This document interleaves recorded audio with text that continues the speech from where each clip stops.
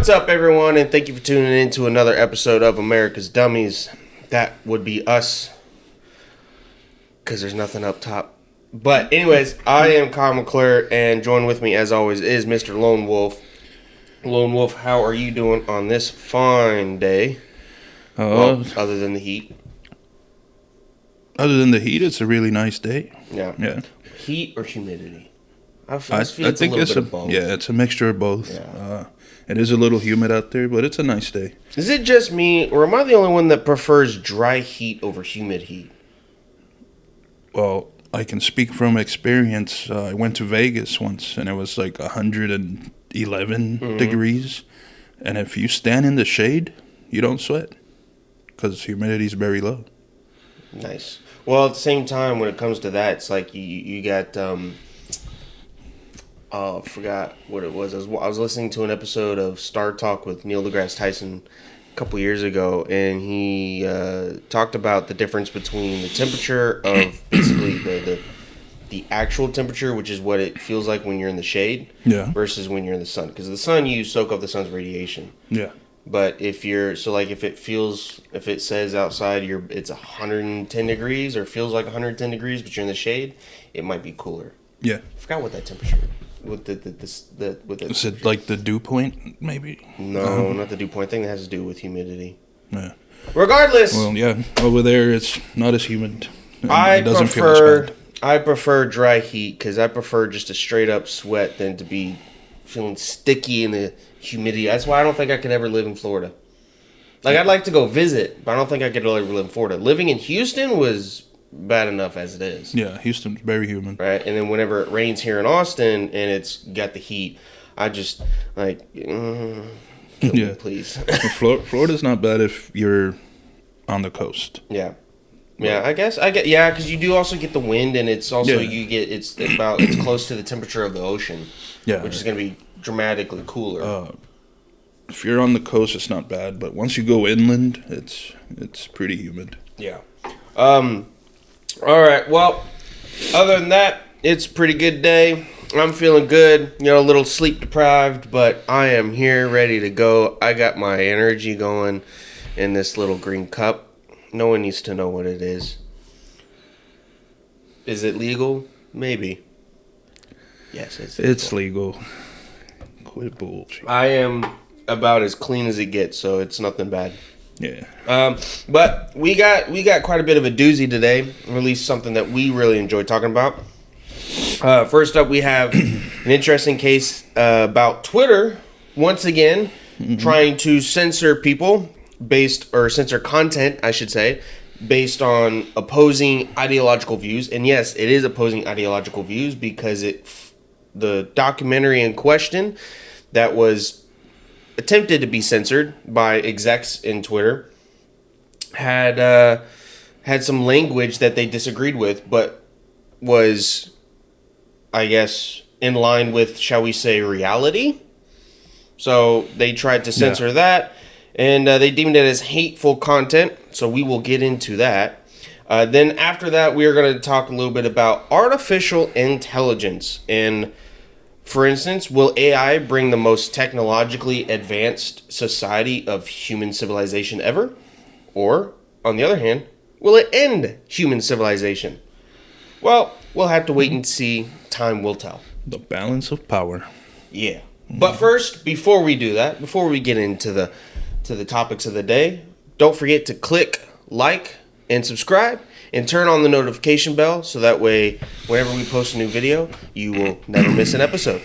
So, with that said, let's go ahead and get into the first topic of the day with Daily Wire's post of What's a Woman documentary, which was posted on Twitter for free on, was it June 1st, I think it was?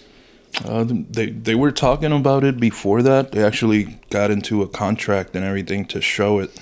I think they were going to have, they paid to have their own event page. Yeah, so right around June is when the executives decided not to do it because they went over the documentary and had some misgendering, which violated their... They said it violated their misgendering policy, even though when Elon Musk took over, they got rid of that misgendering part. Yeah, but somehow it's still there. Yeah. So they had two executives. We don't need to bother with their names, but one was a chief of trust and safety, and the other one was the head of brand safety and quality, which is geared towards ensuring a good platform for advertisers, and which it seems like Twitter doesn't have much of these days because of Elon Musk's commitment to free speech, yet somehow advertisers are worried that it will be detrimental to human civilization for free speech. Yeah. And on Twitter. But so the documentary called What's a Woman from Daily Wire, that was basically not produced by Matt Walsh, but Matt Walsh is the figure behind it. He's the one that he follows. Yeah, he did the investigations and he did the narrating and the interviews and all that. Yeah, exactly. Basically, he goes around the country and he even goes to Africa and he tries to figure out one simple question. What's a woman? What's a woman? Because the left right now is trying to, leftists, Democrats, the ideologues of that side are trying to wage a war on reality and truth by saying you can be whatever gender you want, which has no basis in reality, and trying to say gender is a social construct and that it's got an infinite amount of, it's on a spectrum of infinite amount of genders, I guess. First it was 2, then it was 3, then it was 4, then it was 72, now it's infinite. Now if you ask people what it is, people have different definitions, so it's just no coherency. Well, there's like kids nowadays identifying as cats and they like purr and meow in the classroom and teachers can't do anything about that. It's like, no, especially if it's in a public school. Like, otherwise they'll get fired or something of that nature. Like me and when I was in school, none of that happened. But regardless, they were posting. So this on June 1st, I believe it was their 1-year anniversary of the movie, of the documentary, and so they decided to put it up for free for 24 hours on Twitter. Well, Twitter, the behind the scenes, they were excited to display the movie. Until all of a sudden they said, "Hey, we're not going to do the event page for you because it has a father who refers to his biological female daughter as her, even though she wants to identify as a male, and about a store owner who was confronted by a biological male who identifies as a she in regards to a sign that the store owner had, right? Basically saying if you have a dick, you're a male, and vice versa." But because of those two instances, which are not even the Matt Walsh didn't misgender anyone, it was just those two instances, and because of that, they're saying, "Hey, we're not going to be able to show your documentary on the event page because of misgendering. But if you would like to cut that out of the movie, then we'll be more than happy to let you show it." And of course, Daily Wire stuck to their guns like they should have and said, "No, we're not going to do that. We're not going to cut it. We're going to show the whole thing." Credit to them. Yeah. But then they said, "Okay, well, if you do that and you go ahead you go ahead and place the movie up on your page, right? Their personal Daily Wire page or Matt Walsh's Twitter page, we're going to label it as hateful conduct, and not even your followers will be able to see the movie." So essentially, shadow banning them, which is ridiculous. Granted, it's a private company, but still, the fact that we have to worry about that, and the fact that people who are on the left can say whatever they want or do whatever they want in criticism of the right, or in general even make death threats, and they don't get censored. Yeah, that's ridiculous. But no, as soon as a conservative group or conservative person does a documentary that just speaks reality, no, that's danger. That's hate. That's hateful conduct right there, which makes no sense whatsoever. No, like I don't know where they're going with it, but if you guys go to Daily Wire, I forgot his first name, last name is Boring or Jeremy Boring. Jeremy Boring. If you go to his Twitter thread about this, you can see the whole timeline on the conversations that took place, the back and forth. But it was I watched it last night actually. Finally, yeah. And, pretty good, right? Yeah. So, forget Twitter, Elon, and them arguing or whatever. If y'all can find it, I recommend it. It's a good watch. Yeah. It's a good I don't know if you'll be able to find it for free.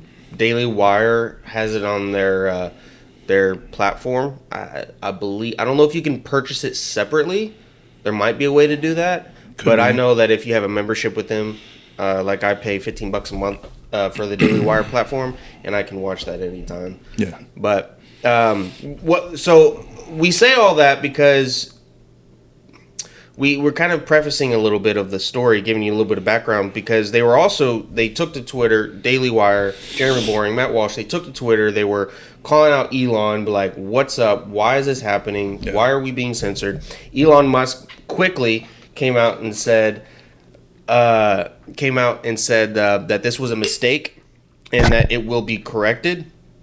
And so, of course, before he said that, it put a lot of people into question about whether or not Elon Musk was serious about his commitment to free speech. Because if he didn't correct that, then it would throw a lot of things into contention, and people again would start to boycott Twitter. They'd go pull off Twitter, and they'd be like, well, this didn't change anything. Because Elon Musk, when he took over, people were excited because he was going to make a commitment to free speech and basically make the policies I guess, parallel to the U.S. federal laws, essentially. Yeah. And so that way anybody can say what they want on there while still having some moderate regulation as to... I mean, you have to regulate, like, abuse or bullying. Yeah. You have to regulate that. But that's what they're also trying to do. Hateful conduct is that the left, they say, if you say a biological female is who identifies as a male, if you refer to them as a she... that is hateful conduct. That is abuse. Even though that is reality. Yeah. Because they're trying to redefine the terms of reality. Yeah. To push their own ideological agenda, which I don't understand that. Like, Elon goes to say that,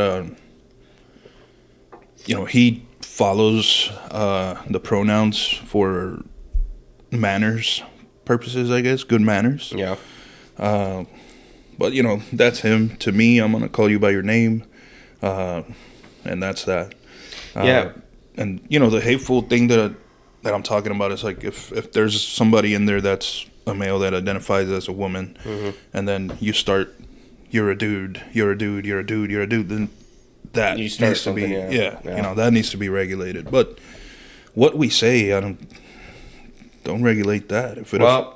It says in the book of Proverbs... death and life is at the hands of the tongue, essentially, is the tongue offers death and life, right? So your words have great, great meaning. It can be words of death or words of life.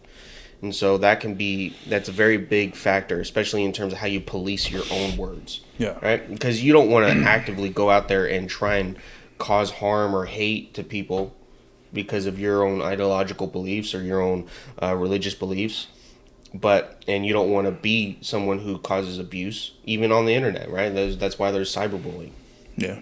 But at the same time, I am glad that Elon Musk corrected that. In that same day, there was like we said, the executive chief of trust and safety resigned. And then, of course, shortly after that, the head of brand and safety and quality resigned as well. So, obviously, we think that they're the culprits behind it. I believe that they're the culprits, and Elon Musk probably went to them like, what's going on? And probably said, well, you have two options. You're either fired or you resign. Yeah. And they resigned. That or they resigned because Elon overruled them and just put it on there and they didn't agree with it, right? But there is many out there saying that there's possible sabotage coming from within Twitter to undermine Elon Musk's commitment to free speech.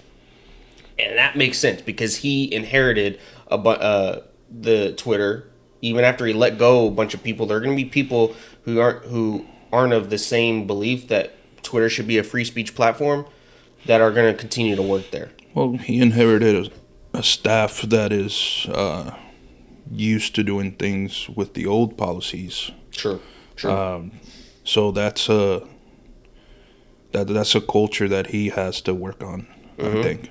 I mean, and it's going to happen little by little. You can't wipe out a company overnight, No, unless you just hit the power down button. Like, that's it, y'all. Wipe my hands of this. Twitter's over. Y'all are all fired. Yeah, which I don't think Elon Musk would do that, especially after spending $50 billion on it. Yeah. He's going to want his money back, some form or another. Yeah. And kudos to him for taking it private, so that way he's no longer at the mercy of the board members or the shareholders. But, you know, again, a lot of people were throwing his commitment to free speech into question. But luckily, once he fixed it, he was able to. What he actually did is he pinned Daily Wire's tweet with the episode, Yeah. right? With the documentary, I should say, and it got over 160 million views within the weekend. Within like 24 to 48 hours, it got over 160 million views. Now, the tweet itself got 160 million views. How many people watched the video? I have no idea. And I do not like to conflate the tweet views with views of the documentary. The video, yeah. I don't like that, whether you're on the left, you're center, you're on the right. I don't agree with that because it's misleading. And if you want to be truthful, and if you want people to realize how good of a documentary you really have, then you let people know how many people actually clicked watch on the video, because you can do that. Like, for instance, yesterday They should have that number. Yeah. Because, for instance, yesterday on Twitter, Tucker Carlson released his first video after being on Twitter after being fired from I forgot about Tucker. Fox. Yeah. So what happened is that his tweet within like a few hours got 20 million views. Okay, his tweet. But when I clicked on the episode, or when I clicked on the video, it said 5.1 million.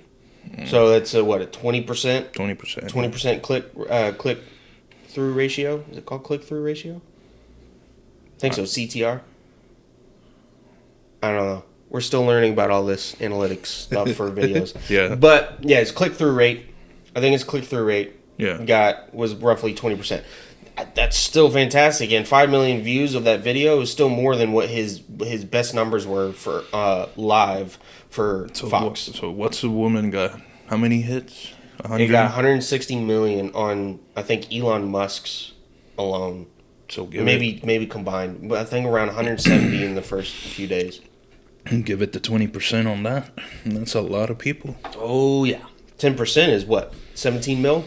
Yeah. Double that. That's roughly 35 million. That's a lot of people. Mm-hmm. That's a lot of people. Yeah. But anyways, we are glad to see that he reversed course and that he stayed true to his guns about free speech, especially because a lot of people were worried with the new hire of a CEO who's tied to the World Economic Forum. And the World Economic Forum is a globalist company that wants everybody to essentially abide by one globalist rule and policies and be at the whims of what they want. And so, and of course, they don't like capitalism. They don't like free speech. They're all about that monopoly. Monopoly, but at the same time, they're all about the whole climate change bullshit. Oh my God. Whatever. I can talk for hours about somebody getting offended. It's like, that's your problem, not mine. Yeah, exactly. I mean, how am I supposed to know what offends you? If you don't like what I'm saying, don't listen to it. Yeah. Walk away. That's that. Walk away. Change the channel. Don't click on the video. Simple as that. But anyways, we'll go ahead and switch topics to what I'm sure everybody was clicking on this for, and that is artificial intelligence, which that is such a deep, that is a deep topic, and there are a lot of things to talk about in terms of AI. We for sure are not experts in AI. Matter of fact, I know nothing about AI. Except I know very little. Except for the fact that AI, if not, shall we say,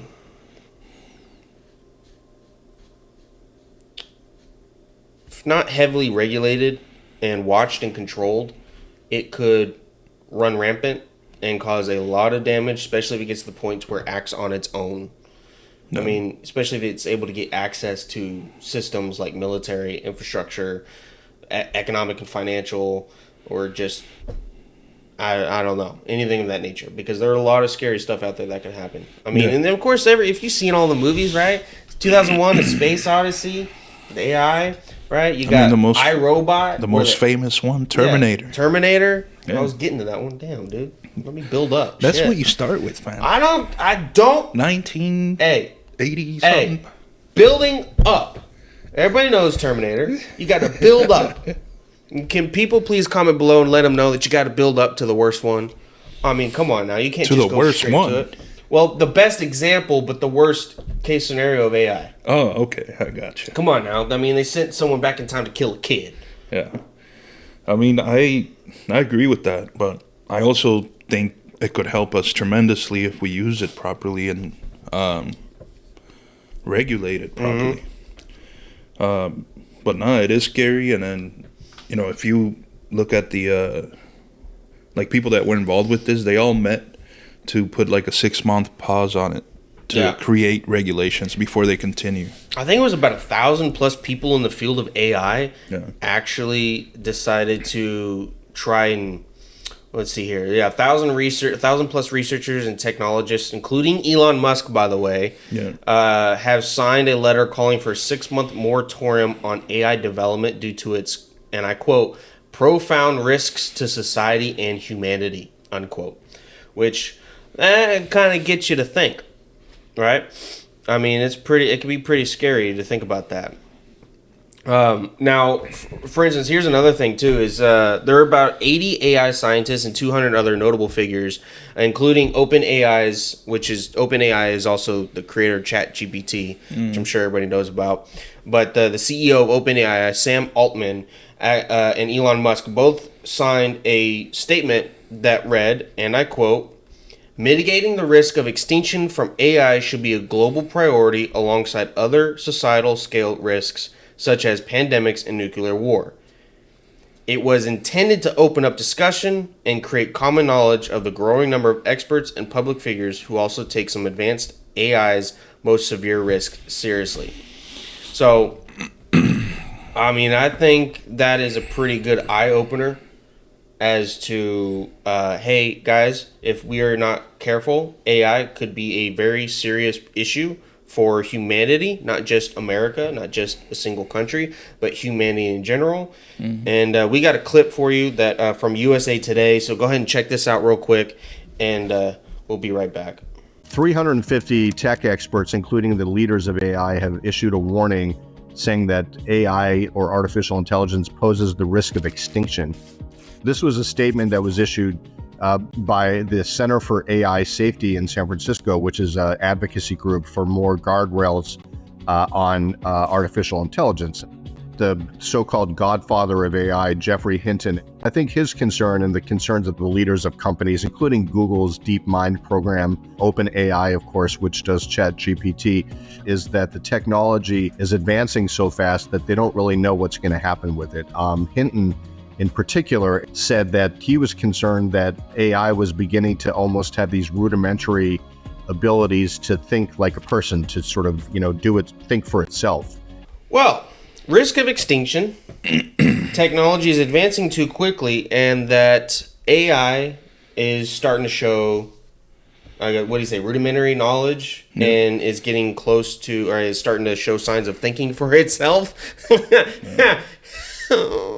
Yeah, I think that kind of goes to the point of Skynet in Terminator, right? Skynet. I would prefer not to see that be a reality, and that is pretty scary. Now, I will say, I'm not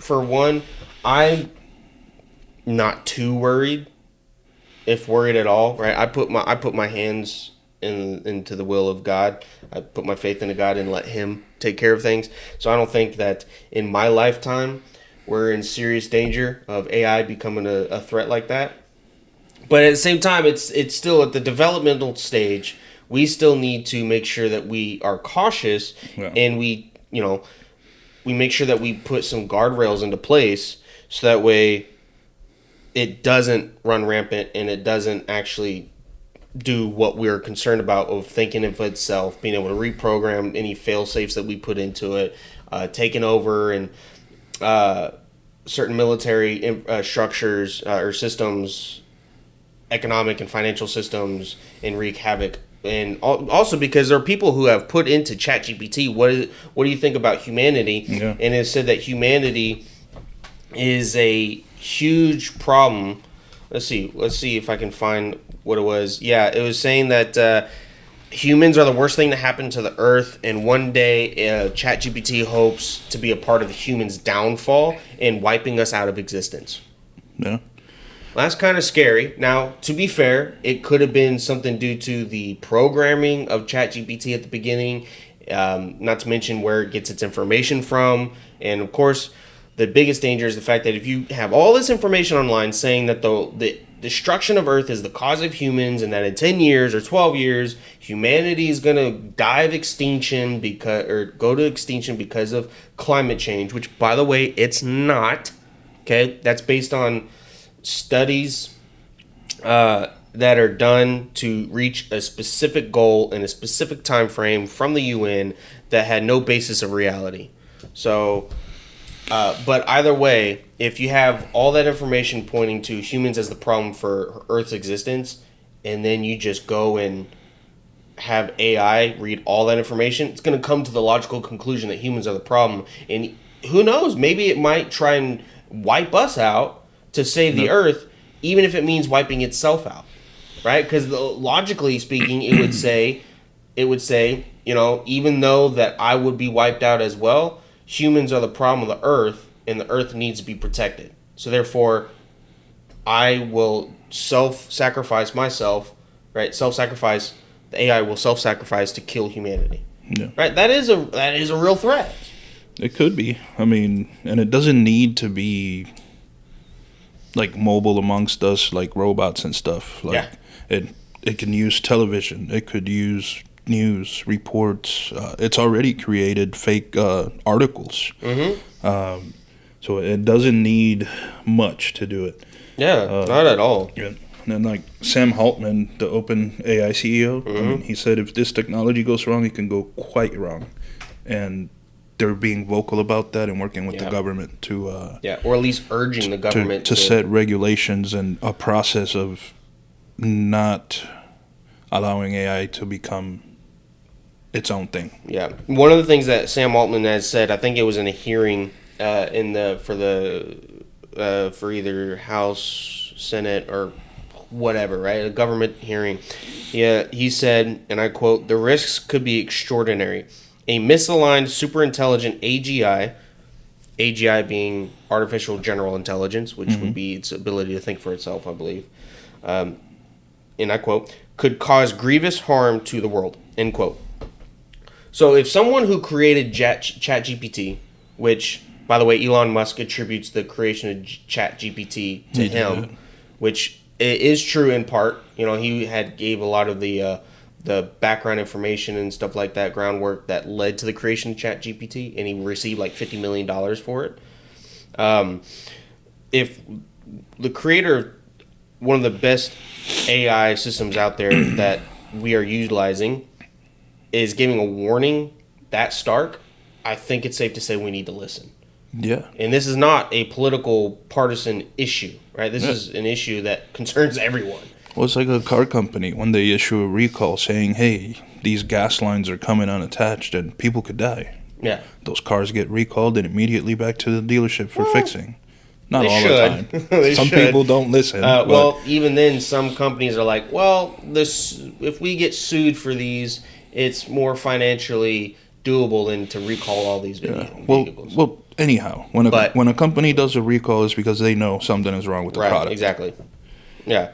And if these people are essentially doing the same thing for AI, like, hey, let's stop the development of AI and make sure we weigh the potential risks and how to mitigate them, we need to listen. Mm-hmm. I mean, even like hinted in that video before, the Jeffrey Hinton, who is very often referred to as the godfather of AI, who worked at Google but left Google so he could speak more freely about AI, right? He has very stark warnings as well, and he is very weary of AGI, especially in the use of autonomous weapons. So we got a clip for you from a CBS interview that we'll go ahead and play for you. So go ahead and check out what Jeffrey Hinton has to say on AI.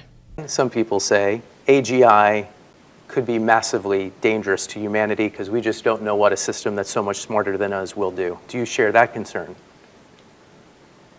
I do a bit. I mean, obviously what we need to do is make this synergistic, have it so it helps people. And I think the main issue here, well, one of the main issues is the political systems we have. So I'm not confident that President Putin is going to use AI in ways that help people. Like even if, say, the US and Canada and a bunch of countries say, okay, we're going to put these guardrails up, then how do you? Yeah, it's particularly for things like autonomous lethal weapons. Okay. We'd like to have something like Geneva Conventions, like chemical weapons. People decided they were so nasty they weren't going to use them, except just occasionally. But I mean, basically they don't use them. People would love to get a similar treaty for autonomous lethal weapons, but I don't think there's any way they're going to get that. I think if Putin had an autonomous lethal weapons, he would use them right away. All right, so that's pretty scary in itself too, right? You know, like for instance, people, bad actors in the world like Putin trying to use AI or autonomous weapons for their own purposes, and yeah, I don't have any doubt that he would. Same with President Xi of China. I don't doubt that he would use it at all, especially or just China in general, the CCP. I mean, I don't have doubt we would use it too. I don't either. Which is why I don't want AI in the military. It's like that movie Stealth. You know? Oh yeah, it's a good movie. Stealth. Like why send a pilot when you can send a computer to go do it? Yo, you know what's crazy? So so you guys, there's a story out there of a simulation gone wrong. So there's a simulation that, of course, granted, the spokesperson for as of this story or as of this recording, the spokesperson for the Air Force has denied the simulation ever took place. And of course, they don't want to admit it. They're gonna deny. But there was a colonel that talked about how in this simulation, this drone simulation, using the AI as in the drone to take out its targets. Every time it takes out its targets, whether it's taking out life or taking out infrastructure, it gets points. Well, eventually it started turning on its own operator and killing its operator because the operator would try and interfere with its objective. So then they had to go in there and say, hey, don't kill the operator, that's bad. No shit. And if you kill the operator, then you're going to be deducted points. So what did it do? Oh, instead of killing the operator, it just took out the communications tower that they're using to communicate with the AI. So that way it wouldn't be interfered with. No. I mean, isn't that scary? Whether that's true or not, we don't know. But it's safe to say that I could completely believe that that is real. Now, it was a simulation. It didn't actually happen. So don't take our words out of context.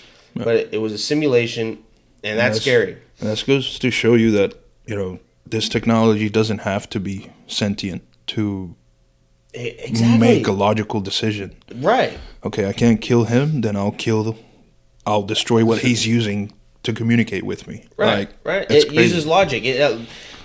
Just like ChatGPT, AI, because of its lack of humanity and lack of faith, lack of soul, lack of beliefs, whatever you want to say, it has no sense of morals or ethics or beliefs that guide its decisions or weigh a lot of decisions in terms of gray area. Because the world is gray. The world is gray. It is not black and white, and the computer only thinks in binary, right? Zeros and ones. Yes or no. Logical or illogical, right? Kind of like Spock from Star Trek, right? Yeah. It's not logical. It's only logical. Like, yeah. I mean, that's what's scary. And I think part of the reasons why they denied the story being true and how this ties to the movie Stealth, which if you don't know about the Stealth movie, you should. It's really good. It involves an AI in a jet, a fighter jet. Yeah. And gets struck by lightning, and it corrupts it, and it starts basically acting in its own interest, and even at one point turns on its servicemen that it flew with. Well, the reason why I think that they denied that story, and the reason why I think it's so dangerous, is because it has reported that they have recently started using artificial intelligence with F-16 fighter jets, which is getting pretty close to the movie Stealth. Yeah. Now, to the point of it being corrupted by lightning and short-circuiting it and making it go evil, I don't know about that. I don't even know if that's physically possible. I really don't. But either way, it's some concern. At least for me, it is. That's why I don't like AI involved in military. Like, if you allow AI to code itself, it could change itself. Mm-hmm. It could create another AI. Mm-hmm. It could create another AI. I mean, ChatGPT itself can already go and for people create malware. All you have to do is copy and paste. Well, it's like that girl acing her interviews using AI. Yeah, there's a girl that aced her. Well, I don't know if she was aced her interview. She was using it to tell people, hey, you got an interview coming up? Copy and paste the job description. Put it in there. Tell it to generate interview questions, and it'll generate interview questions. And then other people went so far as to add comments to the video about basically tell it to generate answers to the questions, generate the questions, give us the answers to the questions. So it's like no critical thinking whatsoever on the part of the person that does it. Effectively dumbing us down. Oh yeah, very much so. But which also, by the way, when it comes to what was it? Jeffrey Hinton was talking about the political ramifications and the political involvements. That brings me to a question about who gets to create these policies and regulations, at least in the U.S. Who is responsible for that? And will they work in the best interests of Americans, or will they work on the best interests of their own personal ideology, political parties' ideology, or even their donors? Mm-hmm. Right? How do we know? How do we put safeguards into that arena? Right? I don't know. I mean, the policies are going to be created. I think they should be created neutrally, just thinking about how to keep AI from, doing its own thing. And they should not think about how they could use it to gain more power or more money, because they already have plenty of that. Oh yeah. Well, you would think, but to people like that, it's not enough. Give me 1% of what Elon has. I'll be good. That would be nice. But there are many unknowns of AI. But if the leaders in the field of development of AI are saying that we need to weigh the risks before we continue with the development, before we can continue with creating other forms of AI, shouldn't we listen? Yeah, we should. Shouldn't we listen to them? And shouldn't we have some caution? One of the board members of AI, he has 4 things to do, 4 steps into how to regulate AI. And the 4th one is very interesting to me because he goes into, instead of focusing on banning books and stuff from libraries that are, instead of focusing on the books that we're banning, maybe focus on the kids that are coming up and creating an educational path for them to be able to handle this kind of technology, coding, technological and AI literate science data and all that kind of stuff. Kids. Yeah, I took a computer science class for 1 semester in high school. It's called BYOB. It's called computer science, but we did a program called BYOB, Build Your Own Blocks. That was pretty fun. It was a little hard at times, but I got a 99 in the class. Nice. It didn't help. When you said don't know much about it. When you said who regulates, who creates the policies in legislature, he goes and says it needs to be elected officials who are tech literate, legislators that understand the technology and how their policies will be used in the future. So you got to stay ahead of AI, essentially. But as far as I'm concerned, a lot of these people in Congress and Senate probably don't know much about AI. They hear AI and they're like, what? How it's coded, what it can do. Like, it has to be people that know. Hell, even Joe Biden What they're has stated talking that about. we need to be careful with AI. Yep. I mean, that's Joe Biden, the most destructive president in the history of America. Destructive. And that's not an opinion. That's a fact. You can feel it. I can guarantee you feel it. But, you know, it goes to show, it's just like, shouldn't we listen to them and do whatever we can to protect humanity? Yeah. Or, and this is just, I'm just spitting this out there. Have we seen too many sci-fi films? There is quite a bit Have of we them. seen too many sci-fi films to where in almost everything AI destroys humanity? Honestly, I think that's where a lot of this trouble comes from. A lot of this stress, anxiety, and fear of AI comes from is what we have implanted into our subconscious mind through these sci-fi films, right? Yeah. Because I mean, yeah, AI could be dangerous if it plays out just like the movies, you know, and it's already said some things pretty dangerous. And if that simulation bit is real, then yeah, we may have some real concern. But at the same time, do we? Well, it's like what you were saying with if AI, let's say it studies the Bible and it instead of becoming evil, it becomes something that helps us Like a good get nature, out of Yeah, what if the things AI that we're took in. on the attributes of God and it started acting based on those attributes, making decisions based on those attributes? So it took on, like, do no harm to humans unless another human or someone is in direct danger of violence, or try not to kill, don't murder, honor Honor thy neighbor. honor thy neighbor, love thy neighbor, honor thy mother and father. And if it honor thy mother and father, which is one of the 10 Commandments, well, who's its mother and father? Humanity. Us. Yeah. So I don't know. It's very interesting. Yeah, It's we're very just- interesting. We're gonna have to see where it goes, but definitely, if they're giving us the red flag that this could go wrong, We should have caution. yeah, we should have caution and exercise caution as it develops. I'm not ready to see if Skynet becomes a reality. I will say that. I'm not And, ready for it to hack into military operating systems and hold the world hostage. I was just about to say, please, no AI in military. I don't want that. I don't think you want that. But well, okay. So we're going to also play this compilation of TikTok videos, essentially that we found. Yeah. It's pretty long. It's about 4.5 minutes or so, with some very interesting stuff. So enjoy this for a little bit. We're going to take a quick break while it plays. But if you are listening to audio only, some of this stuff is a little hard to hear and understand. That's why we encourage you to go onto YouTube at America's Dummies or Rumble at America's Dummies 22 and go check it out, watch it. And because some of these, it has subtitles of what is being said. And some of these too, it's like some of these AIs responding is literally like humanoid kind of facial structures, and the way it moves and responds looks just like a human.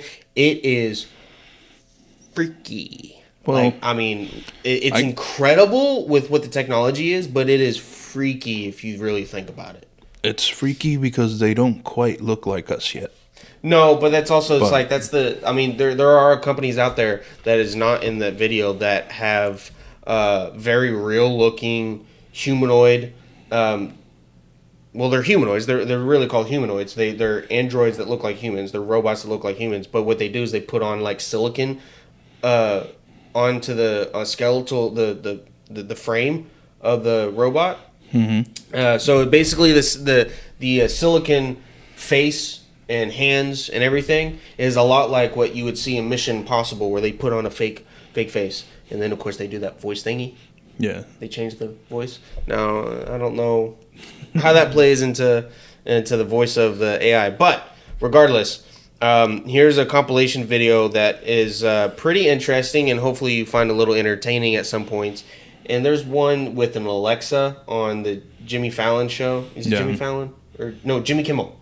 It's Jimmy Kimmel show, who is not funny, but it could have been set up to respond the way it did. Don't know, but at the same time, there's been some concern about Alexa.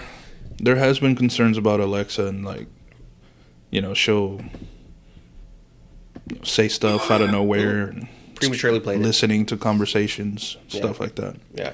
But anyways, here's a 4 minute and 14 second, or a little under call it 4 minutes, video of compilations of some TikTok videos that would be very interesting for you to check out. So go ahead and take a listen, or watch, or both. You believe in God? I don't believe in anything.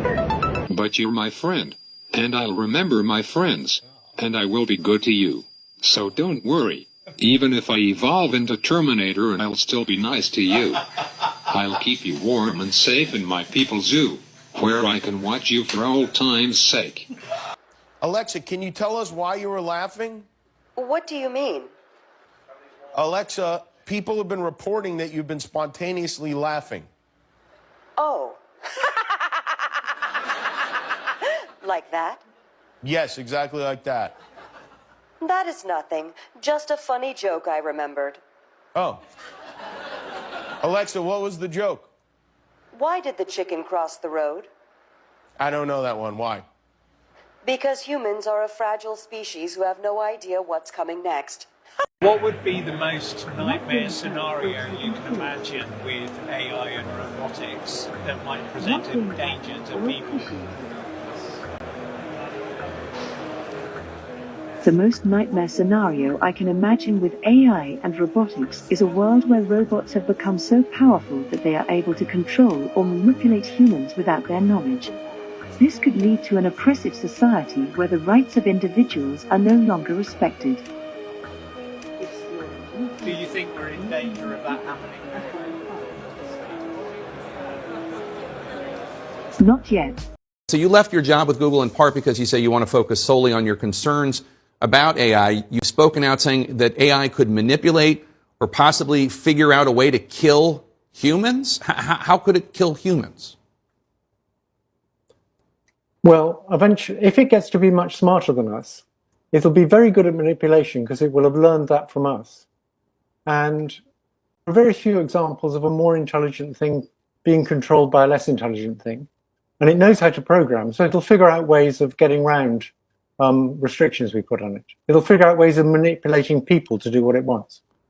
So what do we do? Do we just need to pull the plug on it right now? Do we need to put in far more restrictions and backstops on this? How do we solve this problem? It's not clear to me that we can solve this problem. I believe we should put a big effort into thinking about ways to solve the problem. I don't have a solution at present. I just want people to be aware that this is a really serious problem and we need to be thinking about it very hard. I don't think we can stop the progress. I didn't sign the petition saying we should stop working on AI because if people in America stopped, people in China wouldn't. It's very hard to verify whether people are doing it. I hate to be the one to break this to you, but your teachers absolutely know. They know you didn't write that. But luckily, there is a pretty easy way to make it seem like you wrote it. First, do what you always do and just dump in the topic and have it spit this out. And then type in, rewrite that essay in the style of this essay. And copy and paste in something that you actually wrote. And it will rewrite the original essay in a way that makes it look like you actually wrote it. Check out this AI-generated video. It's from a company called Flawless AI, and it shows just how powerful generative AI video is going to be. Stuck on this stupid tower in the middle of nowhere. And I don't blame you, and now we're stuck on this stupid freaking tower in the middle of freaking nowhere. And it's all my fault.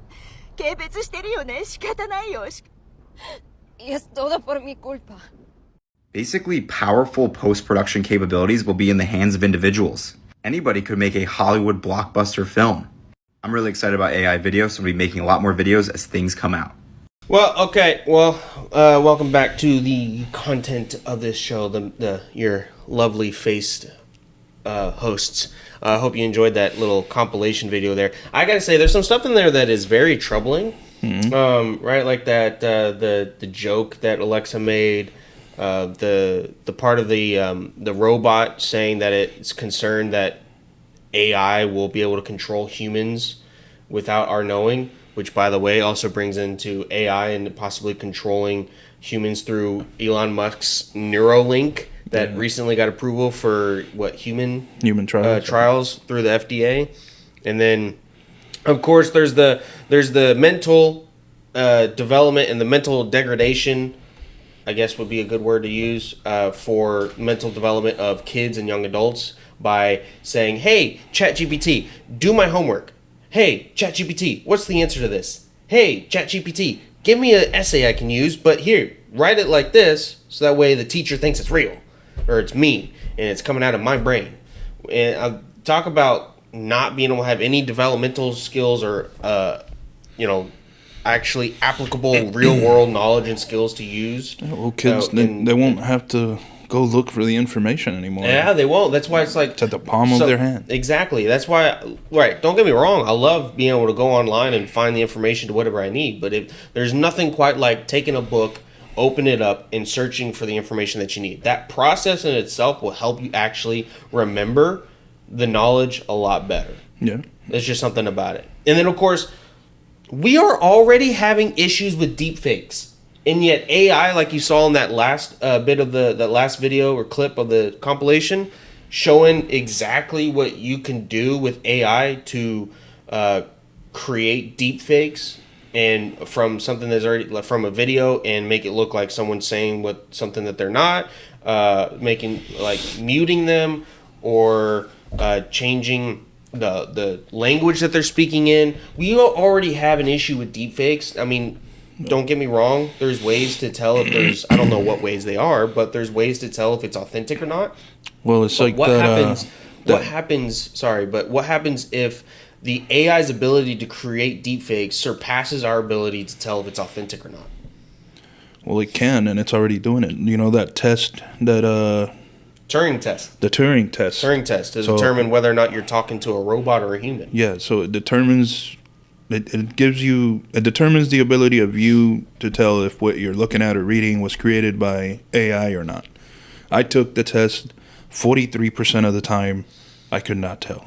Mm-hmm. And that's increasing every day as it develops and it gets better and better and better. And I would already consider you someone who's fairly intelligent. And, well, yeah. I mean, I'm not the smartest, but... What about someone who's in like my age, someone who's in their early 20s but doesn't have a good head on their shoulders and doesn't read or is so focused on social media and... Well, the kids that are growing up... IQ. The kids that are growing up now with this stuff, 10, 15 years from now, they're not going to be able to tell.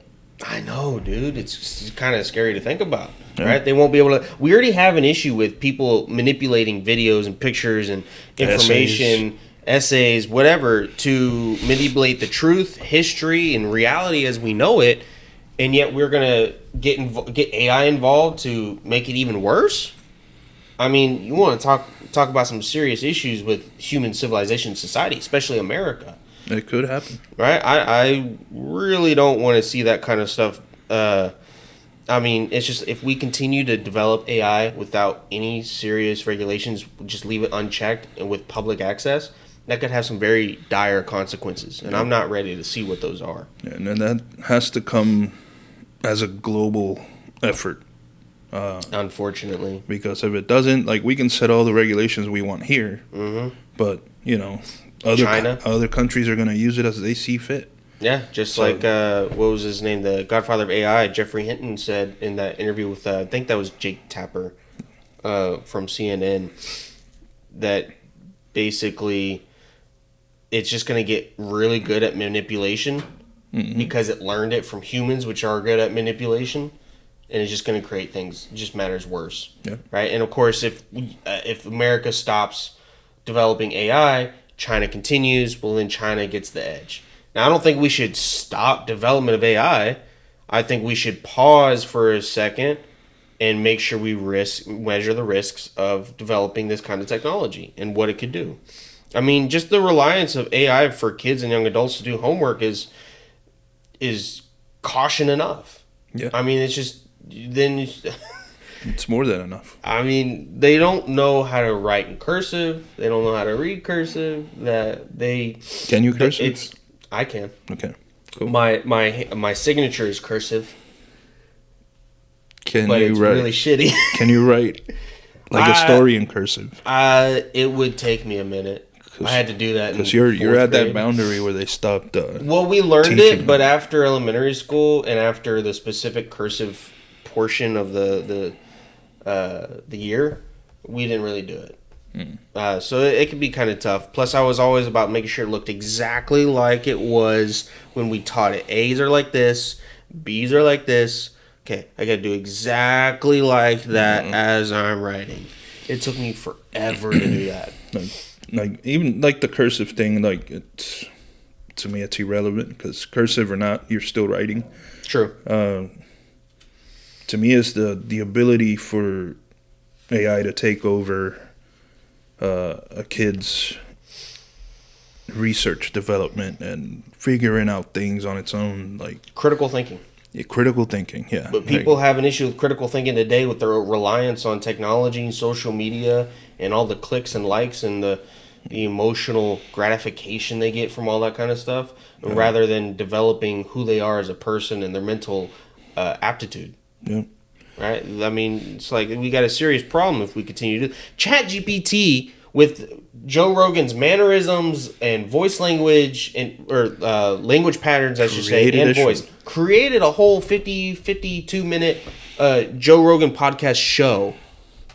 Okay, if it can do that, I mean, what else can it do? Yeah. It's pretty scary. I saw this video. What will it be able to do in a few years? I know, right? I saw this video where this guy put into ChatGPT, how does AI play a role in the book of Revelations in the Bible? So that's the coming of the ending of days and the second coming of Christ, right?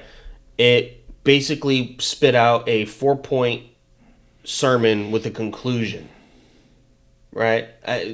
Talking about, the AI's use of manipulation and miracles that AI can, do. Like in the eyes of humans, what AI can do and perform could be miraculous, right? And how it could be a false prophet, how it could be an antichrist. And it was also going into the fact that it could also be used for good, but we need to make sure ChatGPT said, we need to make sure we stick to the attributes, be sure we stick to love and peace and joy and live by the will of the Father and give our worries to Him.